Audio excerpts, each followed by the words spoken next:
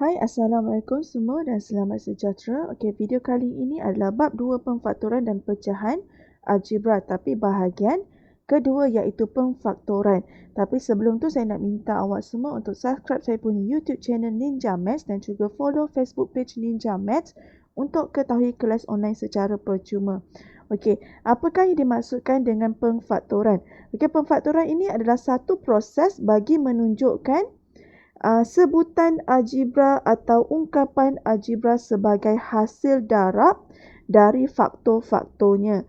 Okey, dan kalau kita tengok contohnya dekat sini adalah x dalam kurungan 2x tambah 5. Bila kita buat kembangan, dia akan jadi tanpa kurungan. Okey, so kita darabkan benda di luar dengan di dalam. So kita akan dapatkan 2x² tambah 5x. Tapi daripada tiada kurungan menjadi kurungan, itu adalah kita panggil sebagai pemfaktoran. Okey, so proses pemfaktoran daripada tiadakan kurungan, ada kurungan, so itu adalah proses pemfaktoran. Okey, dekat sini kita ada 3 cara macam mana nak buat pemfaktoran. Cara yang pertama adalah macam mana kita nak faktorkan jika kita dapat ada ungkapan algebra tersebut seperti ini, AX tambah AY. Okey, so macam mana kita nak faktorkan ungkapan algebra ini adalah menggunakan FSTB, iaitu kita cari benda yang sama pada kedua-dua sebutan algebra tersebut. Okey, so macam dekat sini AX, AY, apa yang sama dekat sini? A, betul tak? So, A ini adalah yang kita letak di luar. A ini adalah faktor bagi ungkapan algebra ini. So, kita letak di luar dan selebihnya kita letak dia di dalam kurungan. Okey. So, contohnya dekat sini, 8AB tambah 4A²B. So, apa yang sama? Okey. A yang sama, B pun ada yang sama. So, AB tu kita dah memang boleh keluarkan dia. Itu adalah faktor dia. Dan apakah faktor bagi 8 dan juga 4? FSTB bagi 8 dan juga 4 adalah 4. Okey, so kita boleh keluarkan dia untuk nak buat pemfaktoran.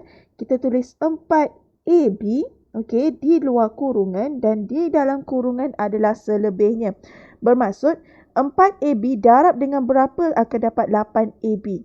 Okey, so 4 darab 2 dapat 8, betul tak? So kita tulis 2 dekat sini. AB memang dah ada dekat luar, so kita tak perlu nak tulis di dalam. Okey. 4A²B. Macam mana 4AB darab berapa akan jadi 4A²B? Okey, 4 dah ada, so 4 darab 1. Okey, so kita tulis tambah dekat sini. Okey, 4 darab 1 adalah 4. So dekat sini ada 1, kita tak tulis pun. A dekat sini, okey, hanya 1A, tetapi dekat sini ada 2A². Bermaksud tinggal A dekat sini. Okey, B pun dah ada di luar. Jadi bila kita faktorkan yang ni, kita akan dapat 4AB dalam kurungan 2 tambah A. Kalau kita tak yakin, kita boleh kembangkan balik dan pastikan dia dapat balik jawapan yang sama. Sebab dekat sini saya dah tunjukkan, okey, antara kembangan dan juga pemfaktoran. Bila kita kembangkan soalan yang ada kurungan, kita akan dapat seperti ini. Tapi bila kita jadikan dia balik dalam kurungan, dia akan jadi seperti ini balik. Okey, so dia adalah sama. Jadi bila daripada sini kita faktorkan dia dan kita cuba kembangkan balik supaya jadi macam ni. Okey, so kita boleh double check jawapan kita. Okey, so 4AB darabkan dengan 2 adalah 4 darab 2 adalah 8AB. Okey. Okey. 4AB darab dengan A. Okey, akan jadi 4A kuasa B.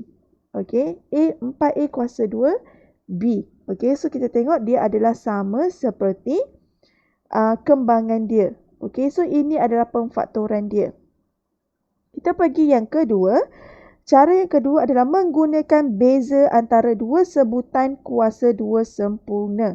Okey, so dekat sini kita nampak A tambah B dalam kurungan A tolak B dalam kurungan. Bila kita nampak dia adalah tanda yang berbeza tetapi dan nombor dia di belakang ini adalah sama. Jika B, sini pun akan B.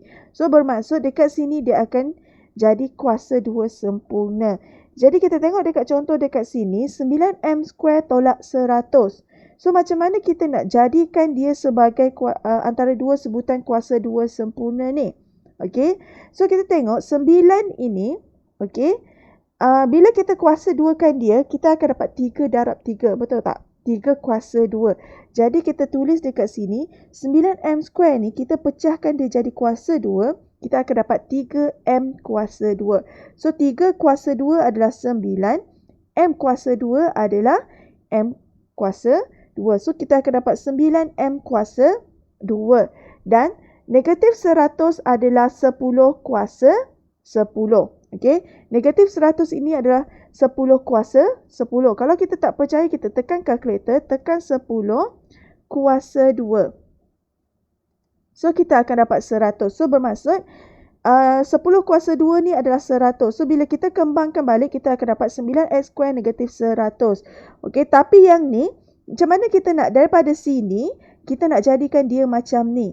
Okey, disebabkan sini ada kuasa 2, sini pun kuasa 2. Jadi, kita boleh kembangkan dia menjadi 3M tambah 10 dalam kurungan 3M tolak 10.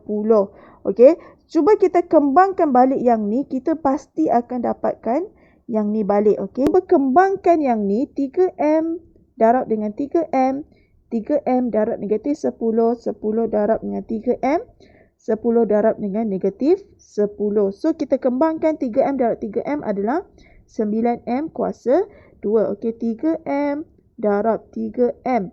3 darab 3 adalah 9M darab M. Kita akan dapat M kuasa 2. Okey, 3M darab dengan 10. Okey, 3M darab 10 kita akan dapat negatif 30M. Okey, 10 darab dengan 3M kita akan dapat positif 30M. Manakala 10 darab dengan negatif 10 kita akan dapat negatif 100. Okey, so kita selesaikan mana yang sama. So, M ini kita boleh selesaikan. Kita akan dapat 9M kuasa 2 tolak 100. So, nampak tak? Dia adalah sama dengan yang ni. Okey, bila kita kembangkan balik, kita akan dapat yang sama seperti asal. Okey, so kita tengok soalan yang kedua. Okey, contoh yang kedua. Macam mana kita nak jadikan soalan ini sebagai kuasa 2 sempurna? Nak faktorkan dia ini menjadi kuasa 2 sempurna. Okey, so kalau nak jadikan dia kuasa 2 sempurna, dia mesti benda yang sama. Okey, tapi dekat sini 6 ini kita kena bawa dia keluar dahulu. Faktorkan dia di luar dahulu. So, macam mana dia jadi faktorkan berada di luar? Kita akan tulis 6 dalam kurungan X kuasa 2 tolak 150 bahagi 6 adalah 25. Okey, so tolak 25. Okey, so bila kita dah macam ni, perasan tak yang ni X kuasa 2 tolak 25. Okey, macam mana kita nak jadikan dia seperti ini? Okey, X kuasa 2 ni dah jadi A square dah. Tapi B kuasa 2 ni. Okey, macam mana ni? 25 ni nak jadikan kuasa 2. So, apa darab apa jadi 25. So, 5 darab 5. Betul tak?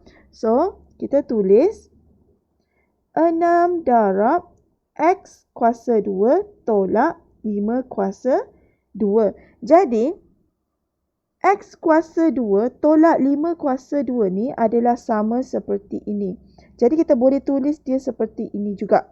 Okey, dalam kurungan, jadikan dia, daripada satu kurungan, jadikan dia kepada dua kurungan. So, kita akan tulis, okey, 6X tambah 5 kurungan X tolak 5. Okey, so bila kita faktorkan, kita akan dapat macam ni.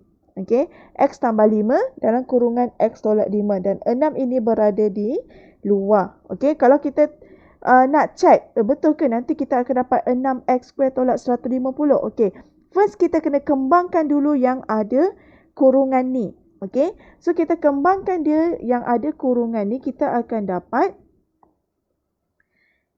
X darab dengan X, X darab dengan negatif 5, 5 darab X, 5 darab negatif 5. Jadi yang 6 ni kita tulis dekat luar dahulu. X darab X adalah X kuasa 2. X darab negatif 5 adalah negatif 5X. 5 darab X kita akan dapat tambah 5X. 5 darab negatif 5 kita akan dapat negatif 25. Jadi yang ni kita kena settlekan, kita akan dapat 6X kuasa 2, negatif 5X tambah 5X kita akan jadi kosong. Betul tak? So tinggallah negatif 25. Okey. So 6, lepas tu kita kena darabkan yang di luar ini dengan di dalam. Jadi kita darabkan dia. 6 darab X square adalah 6X kuasa 2. Tolak 25 darab 6 adalah, kita akan dapat 150. So sama tak dengan yang berada di atas ini? So dia adalah sama. So kita boleh double check. Bila kita dah buat pemfaktoran, kita kembangkan balik, pastikan dia dapat sama. Okey. So soalan yang ketiga ni pula yang selalu pelajar confuse. Okey. Menggunakan kaedah pendarapan silang. Okey, macam mana? Kaedah ini digunakan bila dia ada AX square tambah BX tambah C. Di mana A ini tidak boleh disamakan dengan kosong. So kita gunakan kaedah ini bila kita ada nilai A X square tambah BX tambah C. Dia mesti ada X kuasa 2 dekat sini dan mesti ada X dekat sini. Okay. So baru kita boleh menggunakan kaedah pendarapan silang. So langkah dia ada 5 langkah macam mana kita nak selesaikan. So pelajar kena faham macam mana nak selesaikan ni dan langkah-langkah dia. Pertama, kamu kena nyatakan nilai A, B dan juga C. Okay.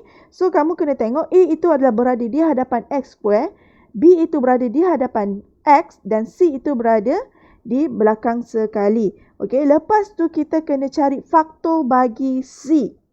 Dan langkah ketiga adalah pilih faktor yang memenuhi B.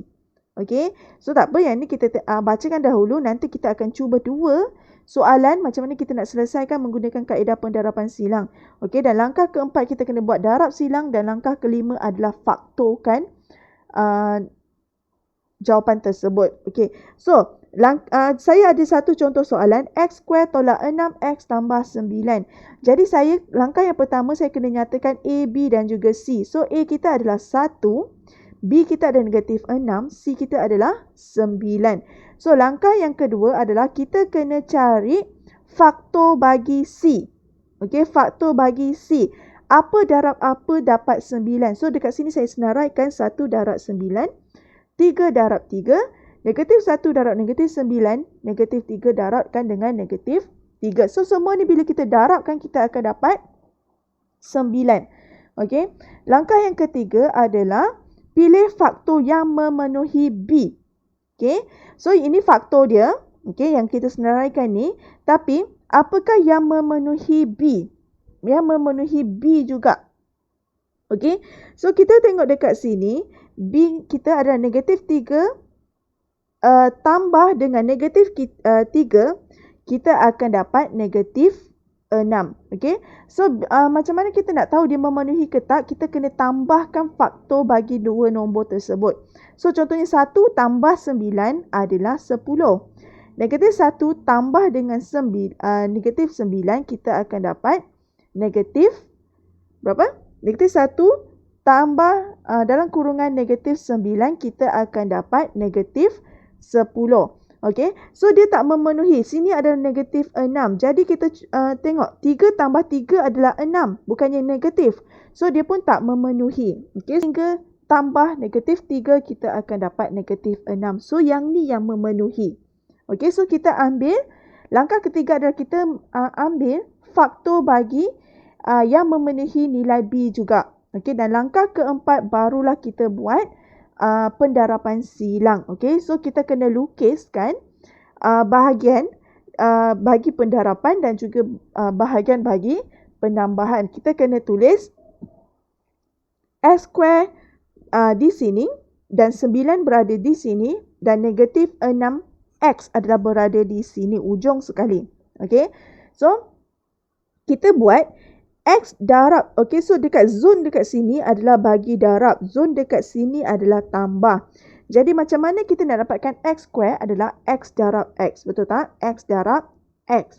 Dan yang kedua pula adalah kita ambil faktor bagi yang kita pilih tadi. Negatif 3 dengan negatif 3. Negatif 3 dengan negatif 3. Negatif 3 darab negatif 3 kita akan dapat 9. Lepas tu kita darabkan silang dia.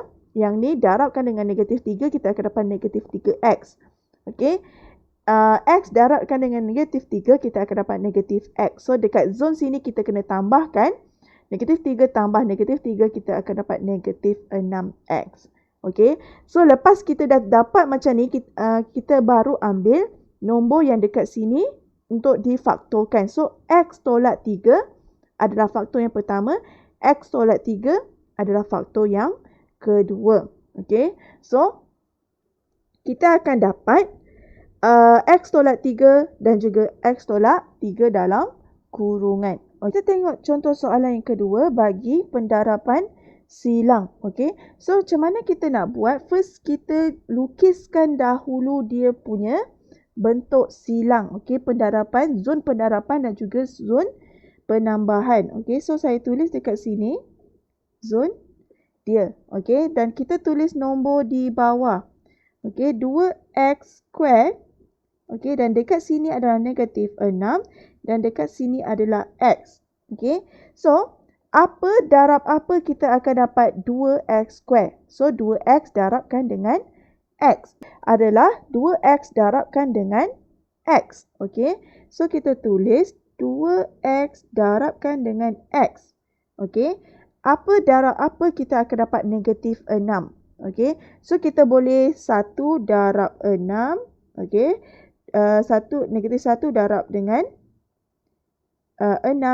Negatif 2 darabkan dengan 3. Negatif 3 darab dengan 2. Okay, negatif 6 darab dengan 1. So semua ni kita boleh dapat negatif 6. Tapi apakah yang memenuhi 1 di sini? Bila kita tambahkan 2 nilai di sini kita akan dapat 1. So bila 6 tambah 1 kita akan dapat berapa? Negatif 6 tambah 1 kita akan dapat negatif 5. So dia adalah berbeza. Negatif 1 tambah dengan 6 kita akan dapat 5. Tetapi 2 dan 3 kita bila kita tambahkan dia akan jadi 1. Jadi bermaksud dia mestilah antara 2 dan 3. Negatif 6 dan juga nombor 1 dan juga 6 tu tidak boleh diguna pakai. So yang ni kita tak boleh guna pakai. Kita mesti pakai 2 dan juga 3. Jadi macam mana kita nak buat? Kita tulis. Kita cuba tulis dekat sini. 3, 2. Okay. 3 darab 2 adalah negatif. 3 darab 2 adalah 6. Okay. So X darabkan dengan 3. Kita akan dapat 3X. 2X darab dengan 2. Kita akan dapat 4X. Okay. So macam mana bila kita. Macam saya bagi tahu tadi. Dekat sini adalah zon pendarapan. Okay, zon pendarapan. Manakala sini adalah zon penambahan. Bermaksud kita kena tambahkan. Okay, tambahkan baru kita akan dapat nombor di bawah ni. So 3 tambah 4 adalah 7. Okay, so macam mana kita nak jadikan dia adalah X? Okay, so kita kena letak negatif. Negatif dekat sini, negatif 3 tambah 4, kita akan dapat X. Betul tak? X darabkan dengan negatif 3, kita akan dapat negatif 3X. So, bermaksud dekat sini kita, okay, bila kita darabkan silang, okay, dekat sini, darabkan, okay, kita akan dapat dekat sini. Okay, manakala yang ni, bila kita darabkan dia, kita akan dapat yang ni. Macam mana X darab negatif 3, kita akan dapat negatif 3X. So, dekat sini kita mesti letak negatif. Dan part yang terakhir adalah kita kena ambil yang ni sebagai pemfaktoran. Jadi, kita salinkan dia 2X tolak 3 dalam kurungan X tambah 2. Okey. So bila ini adalah pemfaktoran dia. Okey. So kita boleh double check macam saya bagi tahu, kita cuba kembangkan yang ni dan kita kena pastikan kita dapat jawapan yang sama seperti soalan. Okey. So kita boleh cuba 2x darab dengan x. Okey.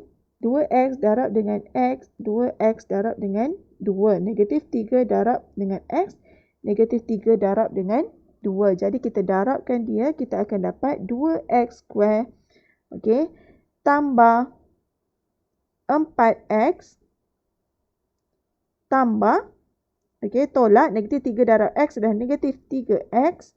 Okey, negatif 3 tambah 2 adalah negatif 6. So kita selesaikan 2x square, 4x tolak 3x, kita akan dapat tambah x tolak 6. So, dia adalah sama seperti soalan kita balik. 2x square tambah x tolak 6.